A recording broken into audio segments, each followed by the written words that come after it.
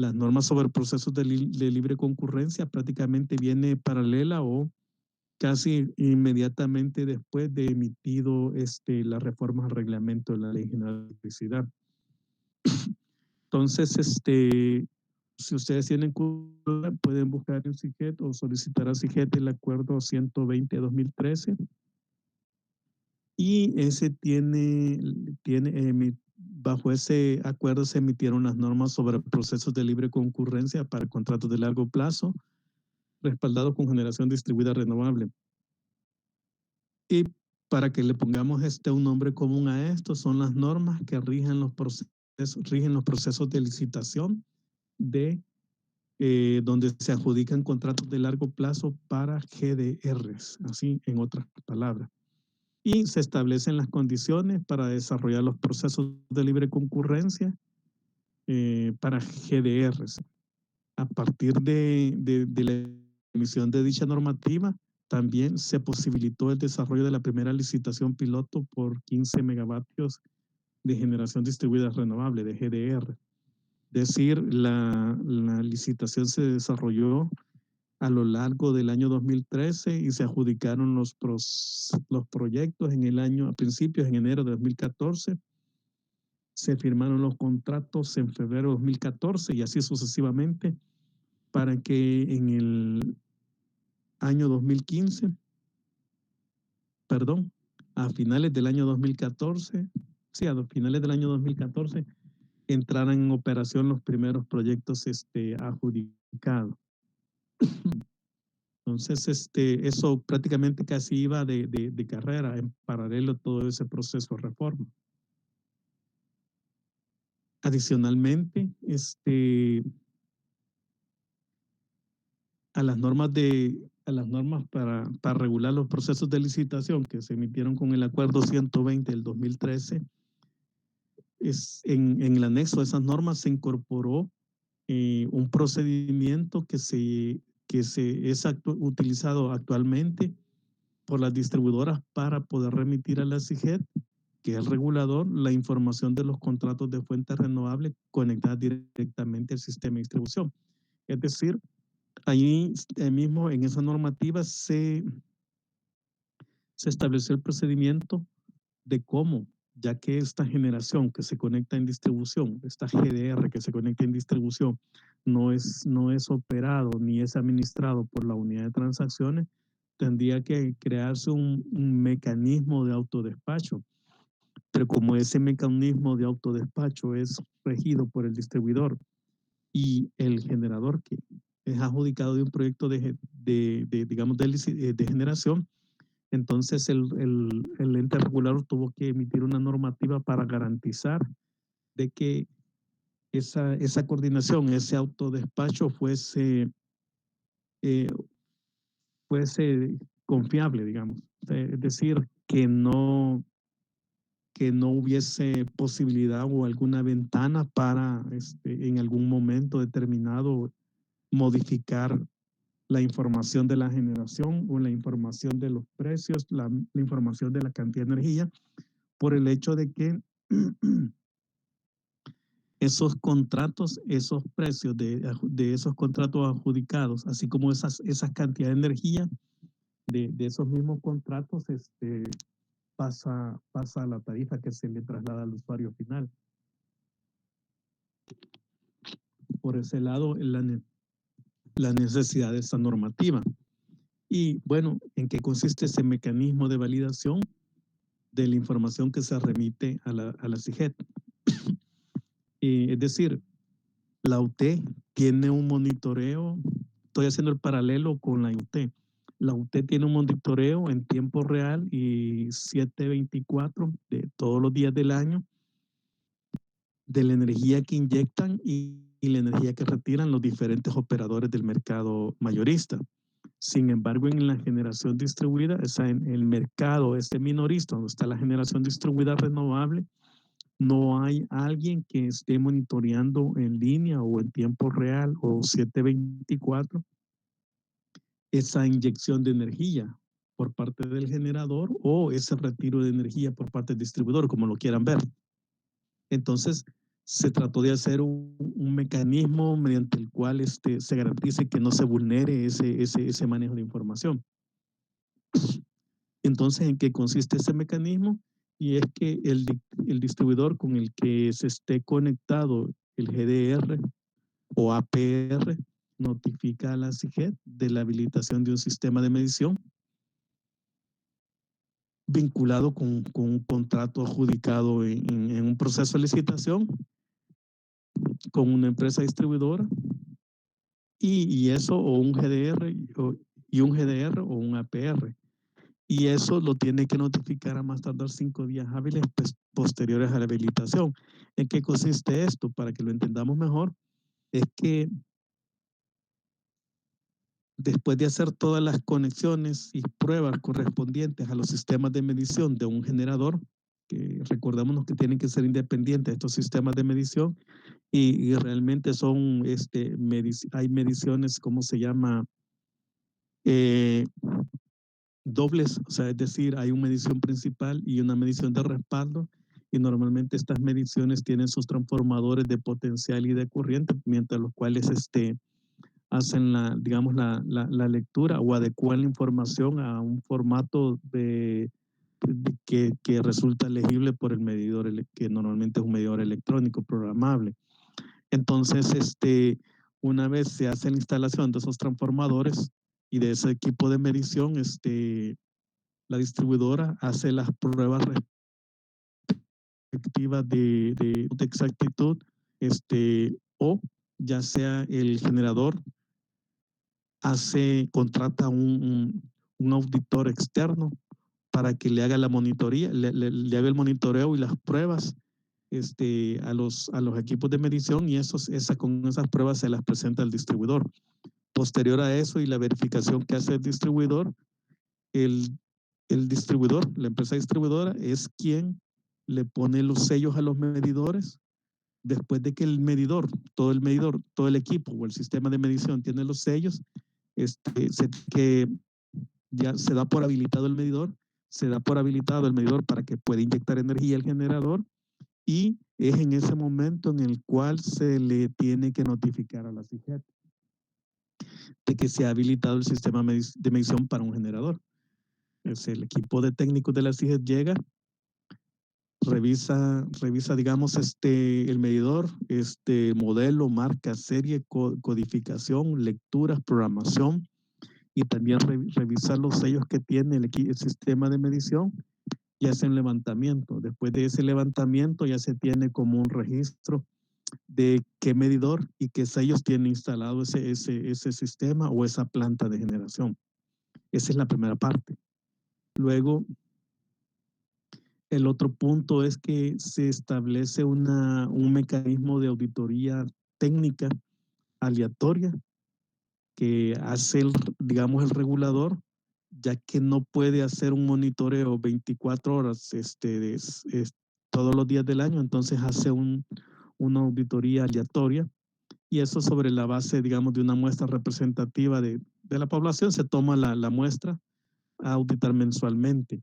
Entonces, con esa auditoría se verifica, digamos, la integridad del sistema de medición, es decir, que cuando se hizo el levantamiento se encontraron tales sellos con un tal número o con tal codificación y que se tenía en estas condiciones el medidor. Entonces, en auditoría se verifica eso, que esté íntegro esa condición de levantamiento. Y esa auditoría normalmente se programa que se realice mensualmente. Es una vez al mes donde se hace un recorrido por un grupo determinado de generadores. Hoy por la cantidad de generadores, la muestra debe ser un poquito mayor y se hace el levantamiento mensual.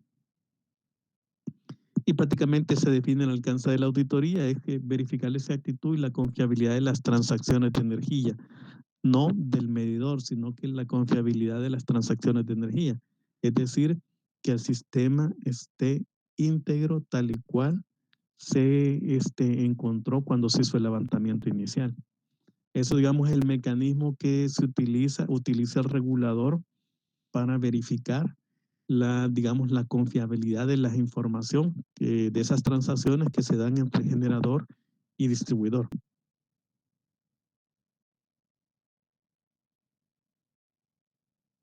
No sé si queda claro eso en términos generales.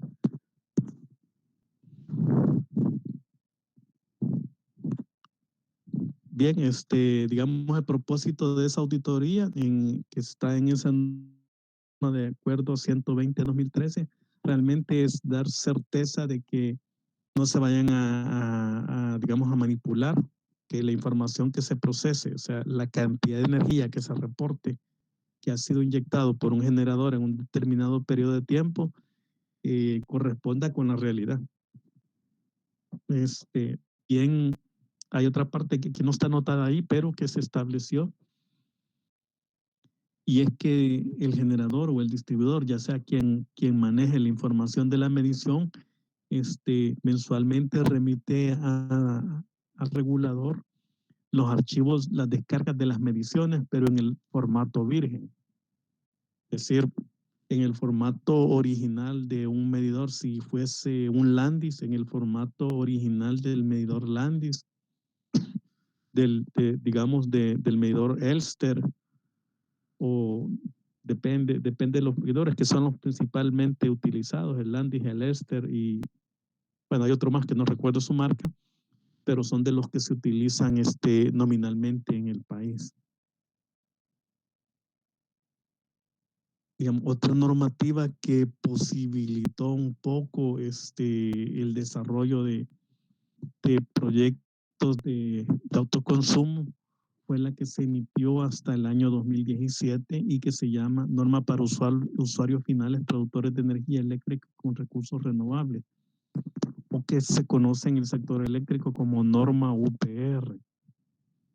Y vean aquí con un poco también de curiosidad, las primeras reformas o las primeras normativas se emitieron en el año 2011 y 2012, pero después hubo un gran hueco y fue hasta el año 2017, o sea, después del 2012 pasaron 5 años para que se emitiera la norma de UPRs. Y si ven por el número del acuerdo, también fue para ya un estado avanzado del año 2017.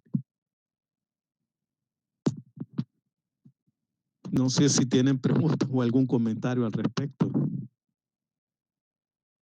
pero también esto puede dar idea, digamos, de la efectividad que se tiene o de cómo se ha promovido las energías renovables en el país. Uno puede decir esto fue mediocre, fue irregular o no fue bueno, digamos, algo así. Pero digamos, esa es la percepción que se puede ver si consideramos ese salto que hay entre normativas. Y una normativa que así tal y cual se ve, tiene, digamos, una participación o un rol bastante importante, que es la normativa de UPRs.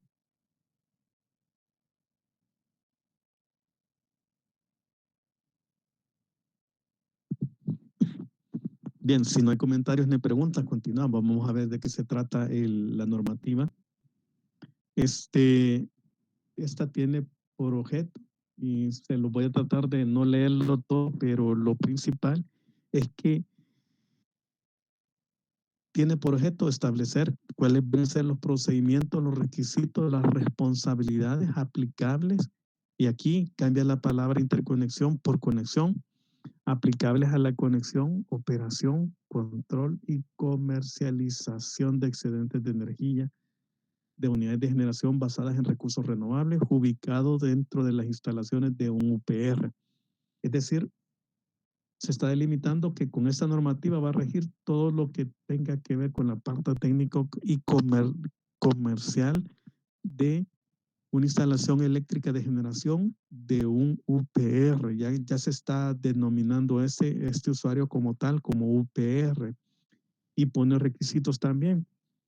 Quien no participe en el mercado mayorista. Un UPR va a ser quien no participe en el mercado mayorista y que también instala la unidad de generación con el objeto de abastecer su demanda interna, y que bajo una condición temporal y seccional por un periodo muy corto de tiempo podría, no es podrá, sino que podría, todavía es verbo condicional, es inyectar excedentes de energía a la red de distribución eléctrica sin fines comerciales. Es decir,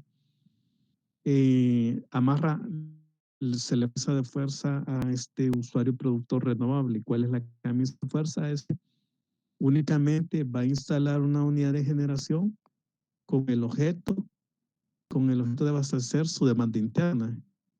Y se le pone una condición muy temporal, excepcional y periodo corto de tiempo. O sea, es decir, todas esas condicionantes en las cuales podría, o sea, no debería, pero podría inyectar excedente. Ese es el, digamos, contexto que tiene todo este juego de palabras a la red de distribución eléctrica. O sea, que se puede inyectar excedentes, se podrían inyectar excedentes, pero le pone el apellido que son sin fines comerciales. Es decir, aunque se inyectaran excedentes por parte de un UPR, al final no se le va a retribuir por esa energía que va a inyectar sin fines comerciales. Más adelante vamos a ver qué es lo que se hace en esas condiciones.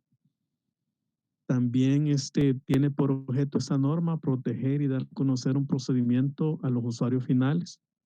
También identificar las plantas, porque ese era otro problema, identificar las plantas de generación renovable no convencional, propiedad de los usuarios finales, en vista que actualmente no se posee una base de datos al respecto.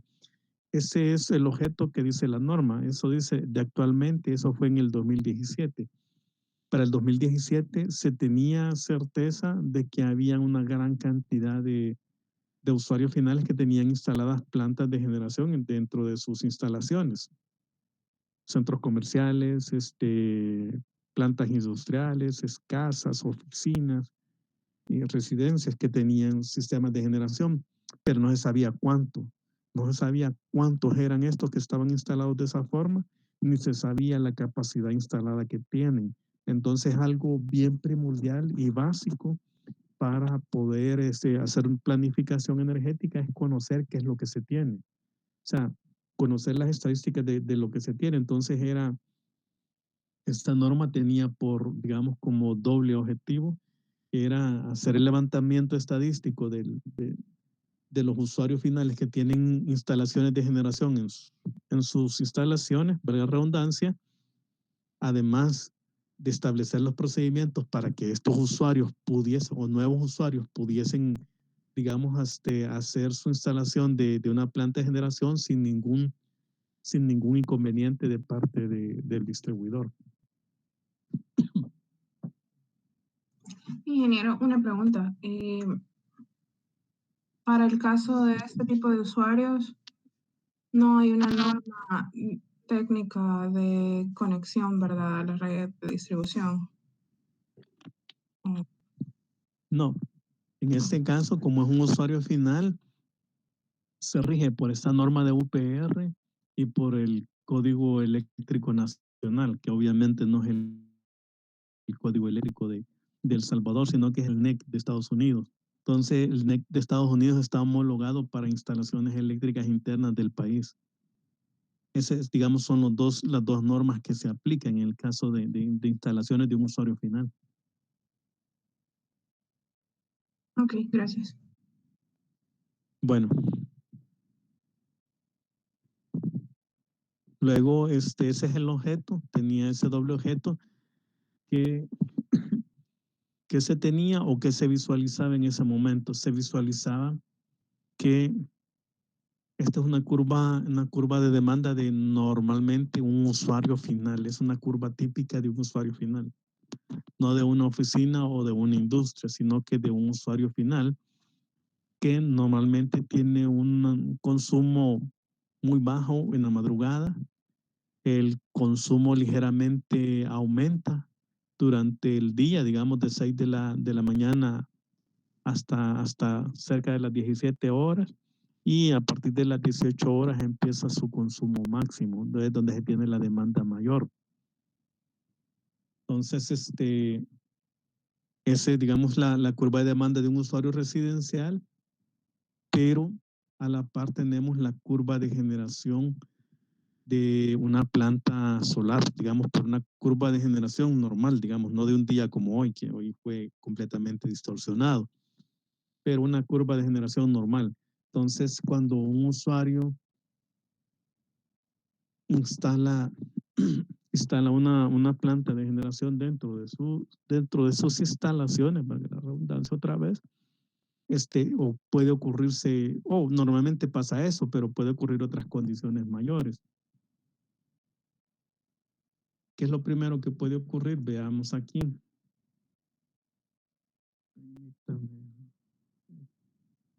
Que normalmente viene, estamos agarrando la misma curva de demanda.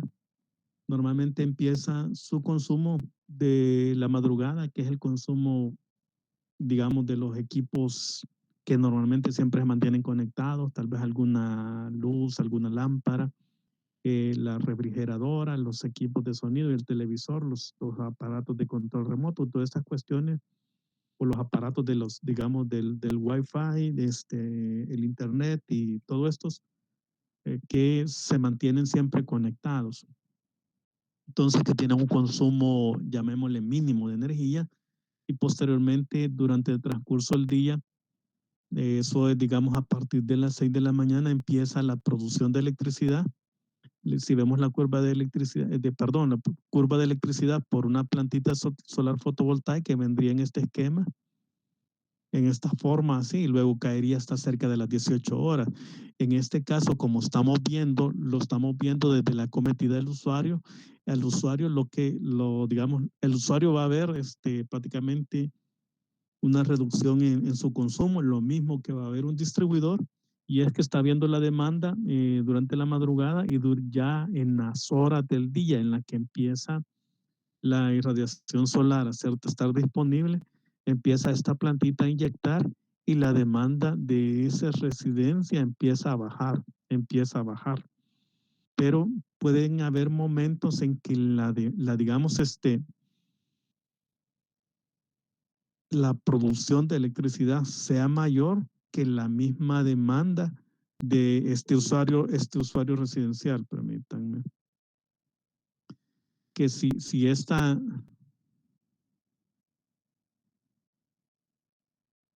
producción de electricidad es mayor, permítanme, si esta producción de electricidad es mayor que la demanda del mismo usuario,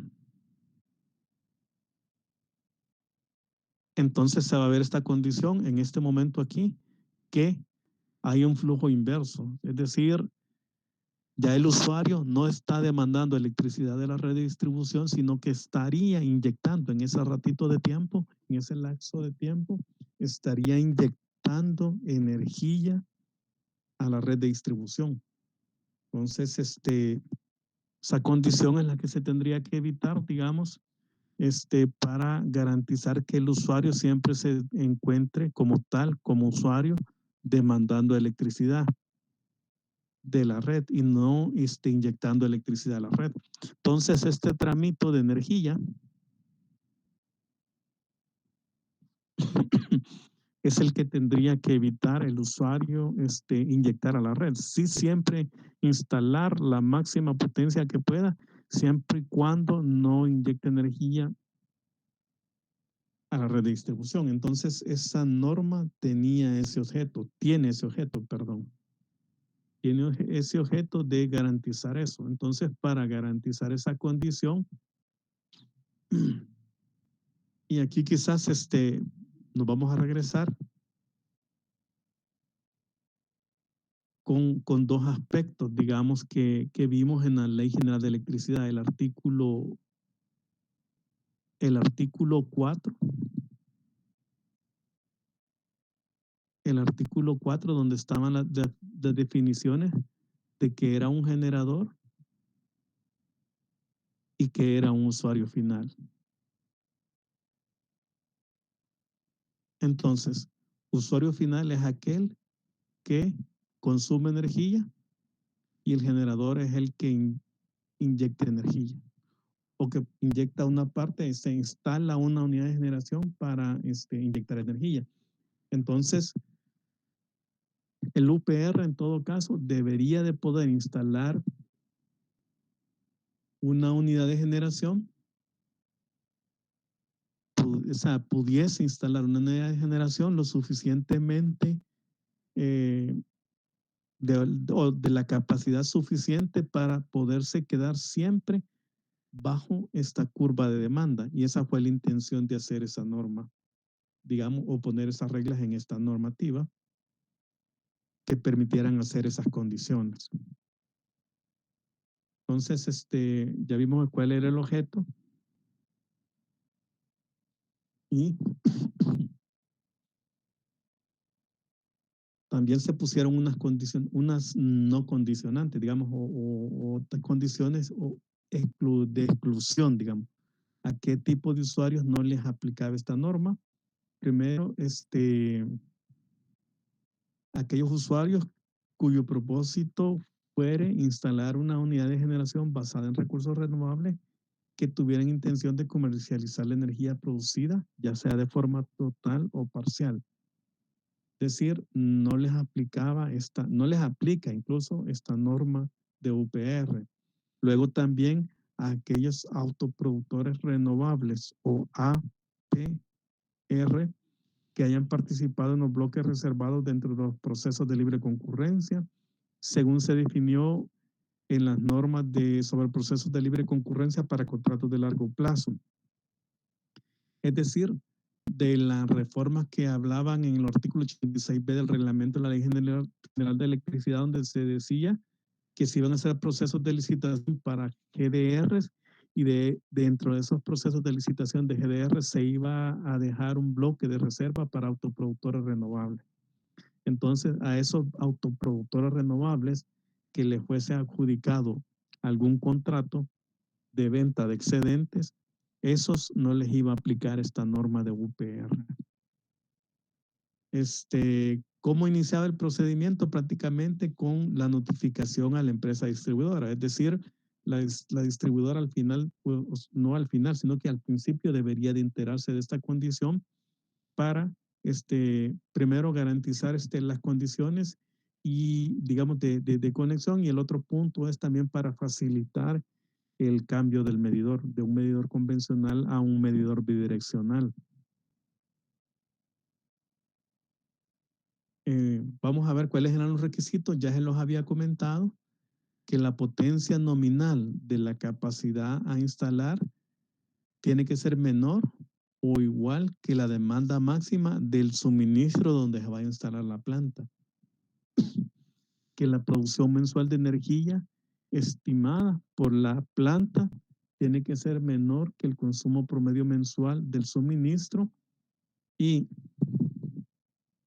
solo hay una condicionante donde se liberan estos dos requisitos anteriores, o sea, esas dos restricciones, llamémosle no requisitos, y es que si se posee algún dispositivo de almacenamiento, es decir, si hay un sistema de baterías, que es lo que se utiliza actualmente para almacenamiento pequeña escala, en este caso no le será aplicable el requisito detallado en la letra A.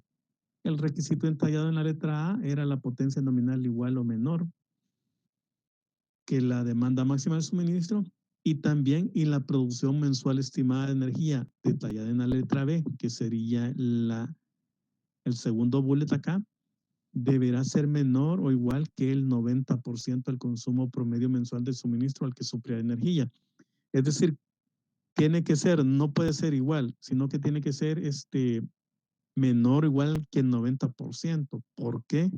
Porque con eso se deja un gap o una ventanita de un 10% para que todo el tiempo el usuario resulte como un consumidor neto de energía. Es decir, que nunca vaya a resultar en el balance mensual, o sea, en balance mensual, en la lectura mensual que le hace el distribuidor de su medidor, que no vaya a resultar que el balance mensual es que inyectó más energía de la que consumió. Entonces, porque quedaría como un inyector neto, no como un consumidor neto de energía. Otro punto es, bueno, ya le dijimos, el usuario final debe informar la instalación de la unidad de generación solicitando el cambio de medidor. Y en este caso, vean cómo está esa redacción. Cuando ustedes pueden consultar esa norma, van a ver que la redacción está tal y cual aquí. ¿Y cómo es eso? ¿A qué me refiero?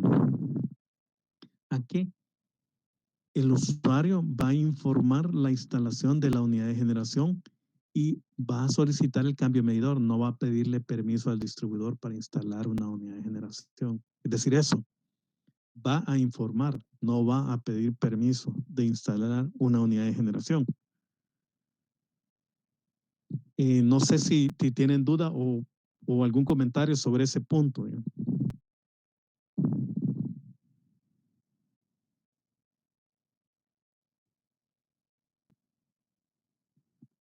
Bien, si no tienen duda, yo les digo por qué. Porque estamos hablando, van a suponerse ustedes que estamos hablando, que ustedes tienen una residencia y dentro de su residencia se les ocurre instalar una planta de generación. Entonces, no tienen que pedirle al distribuidor permiso por hacer cosas dentro de sus propiedades. Si ustedes, eso es para una planta de electricidad. Si yo quisiera también instalar una cisterna, no debo pedirle permiso a ANDA también para instalar una cisterna. Es decir, aquí también se toma en cuenta cuáles son los derechos de un usuario final cualquiera o de una persona común y corriente.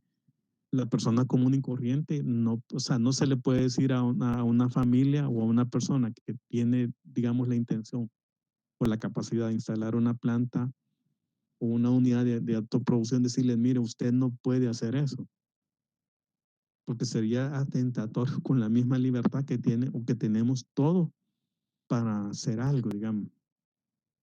Entonces, con ese cuidado o esas condiciones fueron que se redactaron estas palabras de tal forma de que no es el distribuidor que le va a dar un permiso para hacer algo dentro de su casa, sino que simple y sencillamente le va a informar al distribuidor y le va a solicitar el cambio del medidor. Obviamente el distribuidor va a cobrar por eso, por ese medidor nuevo que va a instalar. Y también se da el caso de nuevos usuarios, es decir, un usuario que está construyendo una residencia o está construyendo un negocio, un comercio, un restaurante, por decir algo, y que antes, conjunto con el restaurante, pretende llevar, digamos, instalar desde el inicio de la construcción del edificio, pretende instalar una planta de generación. Normalmente lo que tiene que hacer primero es habilitar el servicio de suministro de energía eléctrica, es decir, habilitarse como usuario ante el distribuidor. Estamos hablando de un restaurante que está construyendo un edificio, tiene que habilitarse con el distribuidor que le esté dando cobertura en la zona, a hacer el contrato de suministro, pactar el contrato de suministro y posteriormente habilitar la planta de generación. Es decir, primero tiene que tener un nombre, apellido, un número de contrato para después poder incorporar esa condición. Aunque se le puede, digamos, habilitar, comunicar directamente al distribuidor, atención, pero, digamos, primero tiene que tener, digamos, como un identificador el usuario para poderle, hacer, digamos, para poderlo cuantificar y complementarlo en las estadísticas. Otro de los requisitos técnicos es que la medición deberá tener las características de medición, registro y lectora en forma bidireccional. Digamos, ya lo habíamos hablado, que estos medidores, ya sea electromecánico o electrónico, aunque ya en el país ya no están instalando medidores electromecánicos, pero estos deben de tener la capacidad para medir energía en un sentido, es decir, sentido entrante digamos, al suministro, al lugar, a la instalación, y energía saliente de esa instalación. Esos son los medidores bidireccionales. Luego, para los usuarios que están clasificados en las tarifas de mediana demanda y gran demanda, que son los usuarios que tienen una demanda arriba de 10 kilovatios al mes, en este caso se deberá instalar adicionalmente el equipo de medición del suministro, un equipo de medición exclusivo para la unidad de generación. el cual deberá ser instalado de acuerdo a la potencia de la unidad de generación y su flujo de energía. Esto es para cuando se tiene una planta grande que se va a instalar, es decir, un centro comercial va a instalar en su techo 100 kilowatts. Entonces es necesario tener la medición de esa planta de generación, aunque vaya a ser exclusivo para autoconsumo, pero digamos, estamos pensando en una plantita chiquita, se pone esta condicionante, que el equipo podrá estar incorporado con el equipo de control y monitoreo de la unidad de generación o en el inversor en el caso que los aplicare.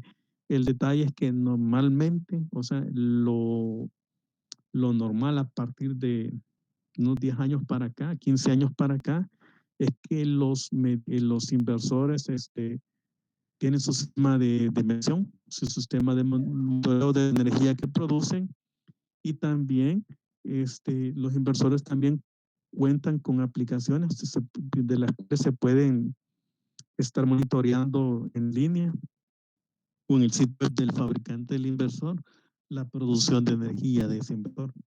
Eso solamente se les conecta a sus conexiones digamos, de Wi-Fi para poderle dar acceso al inversor a que pueda estar transmitiendo la señal, ya sea al sitio web, que es normalmente el sitio web del fabricante del inversor, y desde el sitio web del fabricante del inversor, cualquier usuario, el propietario, perdón, de ese inversor, puede acceder a la información de ese inversor.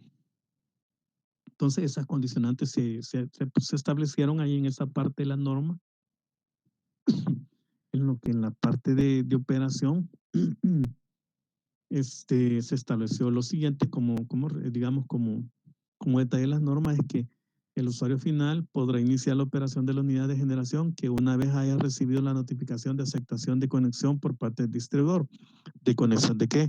De conexión del medidor bidireccional. Y el usuario final productor deberá comunicar a la distribuidora sobre la terminación de las obras e instalaciones de la unidad de generación, indicando la fecha y hora puesta en operación de la unidad de generación, con anticipación de 10 días hábiles para que el distribuidor realice una inspección de las obras si así lo estima conveniente. ¿A qué se refiere esta parte? Es que el distribuidor normalmente cuando se va a conectar un servicio nuevo, un suministro, él tiene, digamos, como que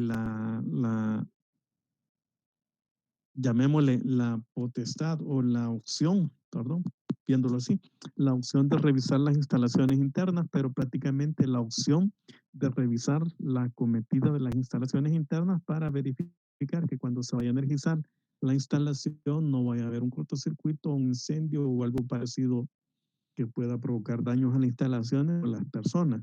De la misma forma es que se establece esta condición aquí para garantizar, si el distribuidor lo considera conveniente, hacer una inspección, a lo cual tiene que ser nada más a la parte de la cometida de esta unidad llamémosla unidad de generación. Y eso, si lo hace, ya es, digamos, una cuestión del distribuidor. Obviamente no lo hacen porque como no lo pueden facturar, no hacen más que lo que pueden facturar. Y la única forma, aquí también se establece eso, la única forma que el distribuidor podrá negarse a interconectar o permitir el uso de sus instalaciones para el transporte de energía eléctrica, eso va a ser cuando esto represente un peligro para la operación o la seguridad del sistema, de las instalaciones propias, de terceros o de personas.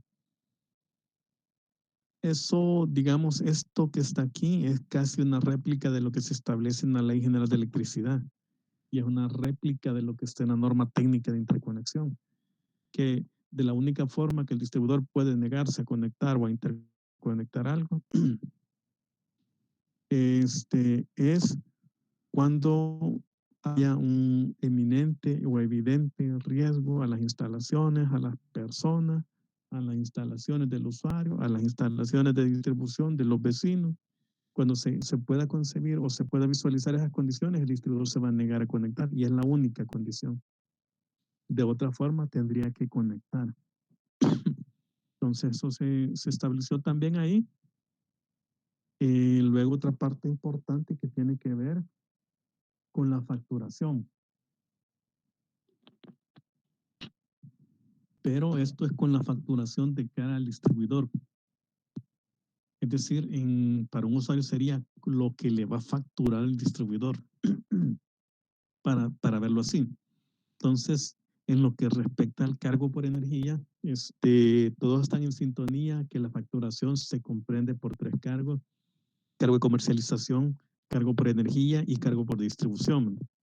Digamos, están en eso, digamos, o digamos, tienen idea de eso, de que se facturan 3 cargos, ¿verdad? El distribuidor le factura a sus usuarios 3 cargos. Ok, si no, después tal vez damos o al final damos una explicación de en qué consiste cada uno de esos 3 cargos, pero espero que ya lo sepan. Entonces, estos 3 cargos, el correspondiente al cargo por energía, dice aquí que se calculará la energía consumida por el UPR, o sea, por el usuario final, y la cual será registrada en el canal de consumo de medidor bidireccional. Normalmente los medidores electrónicos tienen definidos 2 canales, uno que es un canal, digamos, negativo y un canal positivo, canal consumo, y el otro es el canal inyección. Con los medidores electrónicos, digamos, la práctica desistió el distribuidor porque el medidor electromecánico, perdón, directamente hace un neteo. El medidor electromecánico, trabajando en forma direccional, hace una resta prácticamente. Por decirles algo, si inyectó 100 en un mes o en un día, y al siguiente día empieza la unidad de generación a producir energía de un usuario final, en la producción de energía, si produjo 10, digamos 10 unidades, y ya había registrado como que había consumido 100 unidades el usuario, entonces el medidor electromecánico retrocede 10 unidades. Y cuando llegue el distribuidor a leer, va a leer como que hubo un consumo de 90 unidades, pero realmente hubo un consumo de 100, una inyección de 10, que es lo que hace este electromecánico directamente.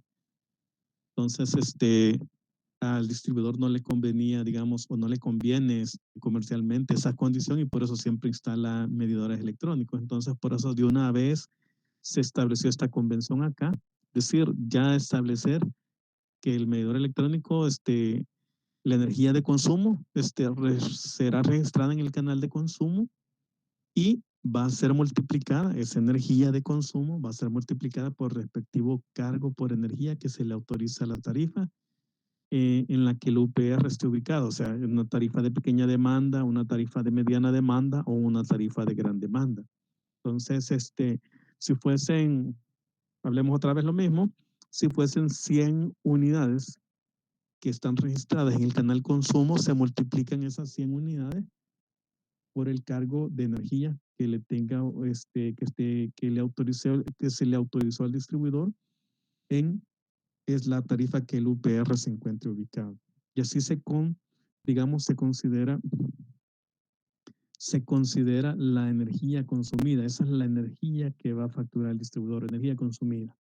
Ok, pero si adicionalmente a lo anterior, así dice la misma norma, se presentara el caso que bajo una condición excepcional por un periodo de tiempo, si el UPR inyectara energía a la red de distribución, esta energía va a ser reflejada como un descuento en la facturación. Es decir, no se le va a reconocer ningún dinero, sino que descuento en la facturación, y deberá ser calculada de la siguiente forma. ¿Ok? ¿Cómo se calculará? Se registra la energía en el canal denominado inyección del medidor, y esta energía digamos que se cuantifique en ese canal de inyección, va a ser computada y valorada al valor de precio de compra de energía total del distribuidor, o PET, que esté vigente en ese mes, y eso de conformidad con lo dispuesto en el artículo 90 del reglamento de la Ley General de Electricidad. ¿Cuál es el artículo 90? Es el artículo que se modificó y es donde se establece el precio de energía que se traslada a tarifa.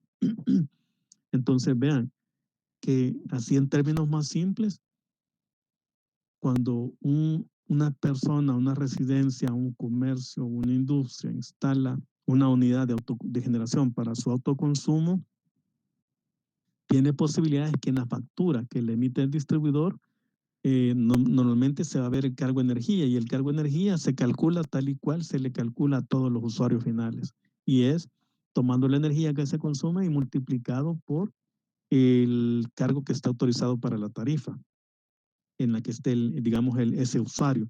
Pero si hubiese inyección de energía, esa energía que se determina o que se registre en el canal de inyección, se calcula, digamos, el descuento se va a calcular cómo se va a tomar la energía inyectada digamos, y se multiplica por el precio de energía digamos, el precio de compra de la energía del distribuidor. Es decir, para verlo más sencillo todavía, la energía que se consume se factura al precio de venta de la energía que le autorizan al distribuidor, pero la energía que inyecte el usuario se va a, a computar, se va a calcular al precio de compra de energía del distribuidor. O sea, son dos precios diferentes que va a utilizar, uno para la energía consumida y el otro para la energía inyectada. Y eso de forma excepcional tiene que ser la inyección de energía. No sé si hay comentarios, preguntas o dudas o continuamos.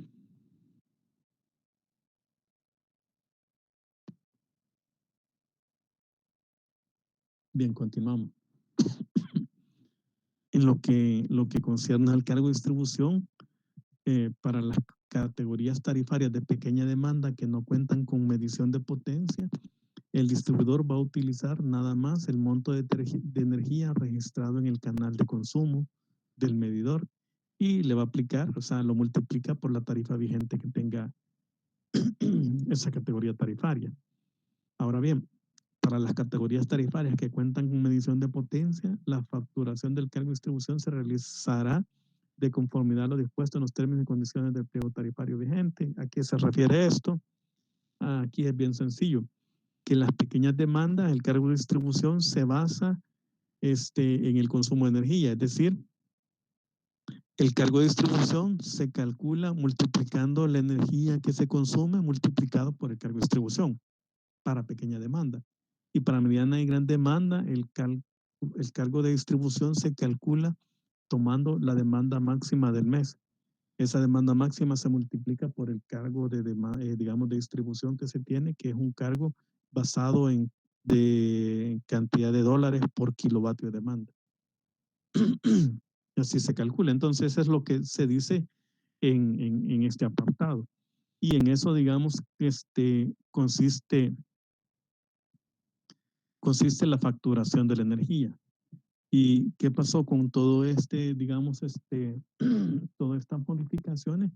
¿Cuáles eran las expectativas? Y ahí ustedes podrán juzgar o evaluar si se han cumplido las expectativas o realmente no, o a media, digamos. Entonces, una de las expectativas era que con la emisión de esa normativa, se emitió finalmente en el 2017, se espera que los usuarios finales, pequeños, medianos y grandes, tengan el procedimiento para instalar pequeñas plantas de generación renovable no convencional en sus propiedades. O sea, se espera que digamos que los usuarios finales puedan instalar unidades digamos, de autoconsumo de tecnología solar fotovoltaica y biogás. Digamos que es la tecnología disponible para muy pequeña escala. Prácticamente eso era una de las expectativas. El otro es que se fomenta la economía al desarrollarse el rubro de pequeñas empresas instaladoras de sistemas de generación. Sí se generó gran expectativa y sí realmente hay bastantes microempresas y mini empresas que se dedican a instalar estos sistemas de generación, más que todos los solares fotovoltaicos. Y bueno, esa es una de las expectativas. Luego la otra es ordenar el mercado de electricidad que nadie contabiliza, es decir, el mercado minorista de autoproductores. Estábamos hablando, ¿cuál es el mercado minorista? Ese mercado que no existe según la Ley General de Electricidad y que es el de todo lo que está conectado en la red de distribución, en el sistema de distribución. ¿Y para qué sirve ordenar entonces? Para planificar debidamente la expansión de la generación, la expansión de la red de transmisión y la expansión de la red de distribución. O sea, realmente si se tiene certeza de qué es lo que está conectado en distribución y cómo se tiene también conocimiento de la demanda del sistema de distribución, entonces también se puede tener certeza de cuánto necesita expandirse la misma red de distribución o la misma red de transmisión o la necesidad de que se incorporen nuevos generadores al parque de generación. También se tenía como expectativa que al difundirse, o sea, al propagarse o masificarse estos sistemas de generación para autoconsumo, se reduciría el flujo externo de dinero por compras de petróleo y sus derivados, ya que se disminuiría el consumo de energía eléctrica a nivel de mercado mayorista y los ahorros por la autoproducción de energía quedarían dentro del país. Es decir, se dinamizaría la economía o la microeconomía interna del país. Realmente exageran como, como prácticamente las expectativas. Ustedes pueden decir, realmente no creo que se haya cumplido todo eso, o realmente creo que se cumplió a medias, esto fue regular o fue menor, digamos, en el caso de los usuarios productores renovables. No sé si tienen algún comentario o consulta del tema.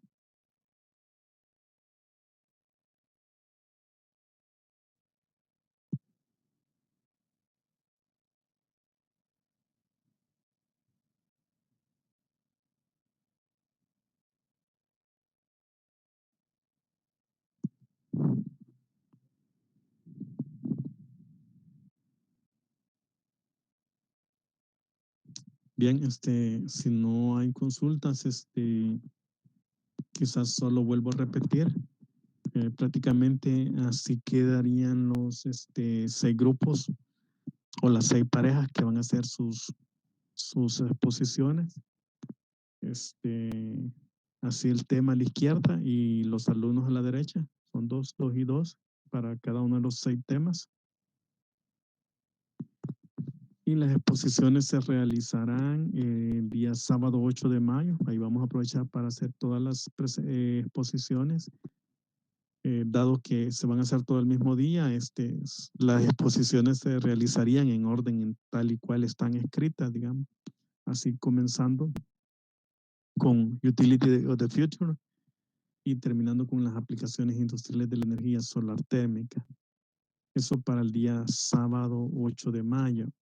Entre este día y el día miércoles terminamos esta unidad 3 y el día miércoles 12 de mayo, que sería la otra semana, hay que considerar que el lunes es 10 de mayo y es asueto, entonces el miércoles 12 de mayo sería un examen corto que comprendería esta unidad 3 y la parte de los mercados, el diseño de mercados que está en la unidad 1, nada más eso. No sé si aún tienen comentarios. Esto ya lo había adelantado al inicio de esta reunión, pero no sé si aún así hay algún comentario.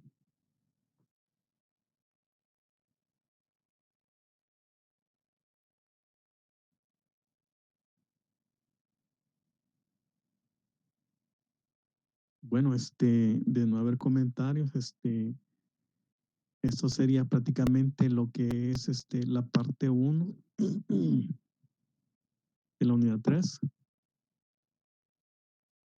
Y iniciaríamos por ver la parte 2 siempre de la unidad 3.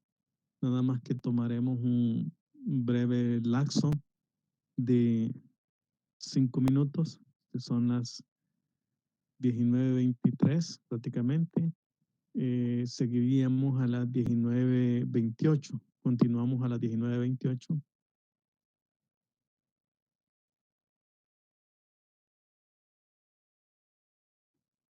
pararíamos en este momento. Ok, ingeniero.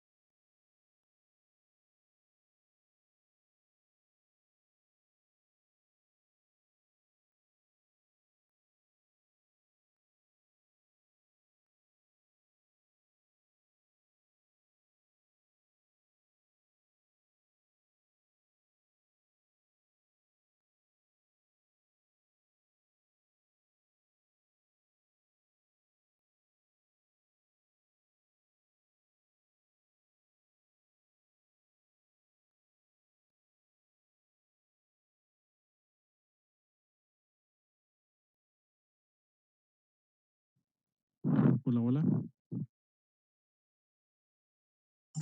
Hola, ingeniero. Bueno, vamos a continuar con la segunda parte de la unidad.